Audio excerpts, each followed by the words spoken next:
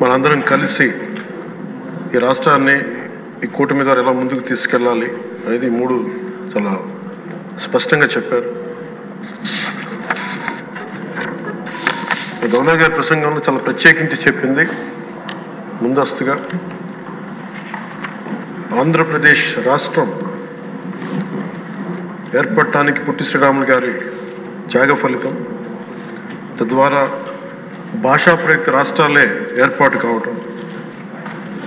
అలాగే దానికి ఇంకొకటి నాకు అనిపిస్తుంది అధ్యక్ష, పింగళ వెంకయ్య గారు కూడా అంటే ముఖ్యంగా ఆంధ్రప్రదేశ్ నుంచి వచ్చిన పొట్టి శ్రీరాములు గారు కానీ మువ్వెన్నెల జెండాను రూపొందించిన పింగళ వెంకయ్య గారు కానీ దేశాన్ని ప్రభావితం చేసే స్థాయి వ్యక్తులు. ఒకరి త్యాగం వల్ల భాషా ప్రయుక్త రాష్ట్రాలు ఏర్పడితే ఇంకొకరి రూపకల్పన వల్ల దేశానికి జెండా వచ్చింది.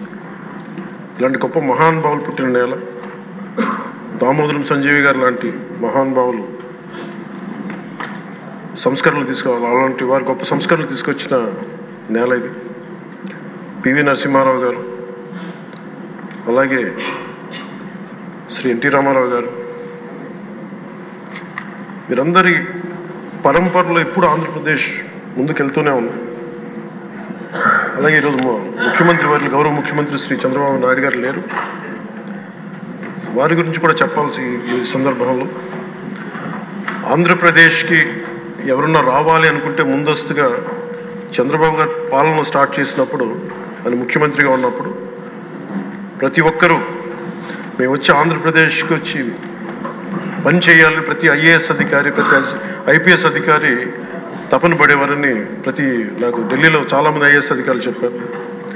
అలాంటి అద్భుతమైన పాలన, ఛాలెంజెస్ని అధిగమించి ఆంధ్రప్రదేశ్ని అభివృద్ధి దిశగా తీసుకెళ్లారు. ముఖ్యంగా ఆయన బాగా నచ్చే అంశం నాకు ఆయనలో ప్రత్యర్థులను కూడా గౌరవించే గొప్ప గుణం. మొన్న ఈ మధ్యన మాకు చెప్తూ కూడా రాజశేఖర రెడ్డి గారి గురించి చెప్తూ ఆయన గురించి కూడా, ఆయన ఎంత ప్రత్యర్థి అయినప్పటికీ కూడా ఆయన గురించి కూడా మంచి వాక్యాలు చెప్పి ఆయన చేసిన మంచి పనిని కూడా చెప్పే సహృదయం ఉంది నారా చంద్రబాబు గారికి. దీంట్లో వాటి నుంచి తీసుకోవాలి, ఇది మేము నాలాంటి వాళ్ళు నేర్చుకోవాలి, అలాంటి యంగ్స్టర్ మాకు కొత్తగా వచ్చిన వాళ్ళు నేర్చుకోవాలి. అలాగే కర్నూలు 1953లో కర్నూలు రాజధానిగా వచ్చింది. ఎప్పుడు మనకి ఇన్ని సంవత్సరాలుగా ఇన్ని దశాబ్దాలుగా ఇంకా కొట్టుకుంటూనే ఉన్నాం. అన్ని రాష్ట్రాలు ఏర్పడ్డాయి, భాషా ప్రయుక్త రాష్ట్రాలు ఏర్పడ్డాయి దేశం అంతా. ఎవరికి రాజధాని వచ్చింది ముందుకెళ్ళిపోయారు, అభివృద్ధి చెందారు. కానీ మన ఆంధ్రప్రదేశ్కి వచ్చేటప్పటికి కర్నూలు రాజధానిగా ఏర్పడింది, కాదని చెప్పి మళ్ళీ తెలంగాణలో కలిపారు. కొన్ని దశాబ్దాల తర్వాత మళ్ళీ విభజన జరిగింది, మళ్ళీ రాజధాని కోసం ఎత్తుక్కుంటూనే వచ్చాం. కింద మీద పడి 14 నుంచి 19 చాలా కష్టంతో ఒక రాజధానిని అత్యంత ఖర్చుతోటి నిర్మించే దశలో ఉండగా పరిస్థితులు అనుకూలించగా గత ప్రభుత్వం వచ్చింది. వాళ్ళు 3 రాజధానులు తీసుకొచ్చారు. ఎప్పుడు కూడా ఇన్ని సంవత్సరాలు ఇన్ని దశాబ్దాలుగా మనకు స్థిరమైన రాజధాని అనేది ఒకటి లేదు. అది బేసిక్గా అది కేంద్ర బిందు ఒక అభివృద్ధికి, ఒక రాష్ట్రానికి. ఈసారి మటుకు చంద్రబాబు గారి ఆధ్వర్యంలో, గౌరవ ముఖ్యమంత్రి చంద్రబాబు గారి ఆధ్వర్యంలో ఇంకెప్పటికీ భవిష్యత్తు తరాలు ఇంకెప్పుడు ఏది రాజధాని, ఒక రాజధాని 2 కాకుండా అమరావతి రాజధానిగా ఉండాలి, ముందుకు తీసుకెళ్ళాలి. దానికి మేమందరం సహకరిస్తామని ఈ సందర్భంగా మీకు తెలియజేసుకున్నాం అధ్యక్ష. అలాగే మనం వారసత్వంగా వచ్చింది మనం పొట్టి శ్రీరాములు గారి దగ్గర నుంచి, పింగళ వెంకయ్య గారి దగ్గర నుంచి మువ్వెన్నెల జెండా, భాషా ప్రయుక్త రాష్ట్రాలు వస్తే చెడు కూడా అట్లాగే మనం వచ్చింది అధ్యక్ష. మనకి గత ప్రభుత్వం మనకు అందించింది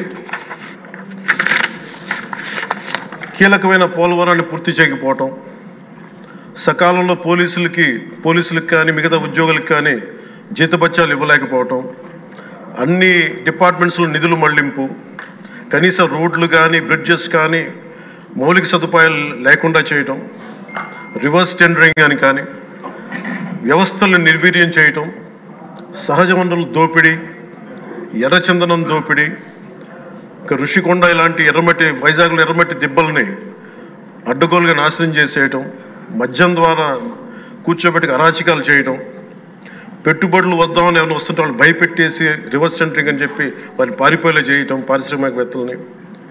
ఇది మనం తద్వారా మనకి వాళ్ళ ద్వారా కూడా వచ్చిన వారసత్వం అధ్యక్షుడు. వీటన్నిటిని అధిగమించి ఎలా ముందుకెళ్ళాలి, ఏ స్థాయిలో వెళ్ళాలి అనేది నేను మొన్న ఎలక్షన్ ముందు కూడా మా సహచరులందరికీ కూడా చెప్పాను, ప్రతిసారి ప్రజలందరికీ కూడా తెలియజేశాను. ఒక సుదీర్ఘమైన అనుభవం ఉన్న నాయకులు ఈ రాష్ట్రానికి చాలా అవసరం. దేశంలో కూడా ఇంకెవ్వరికి రాని పరిస్థితి మన రాష్ట్రానికి వచ్చింది. మనస్ఫూర్తిగా నేను అంతకుముందు ఏమి చెప్పాను, ఈరోజు కూడా అదే చెప్తున్నా అధ్యక్ష.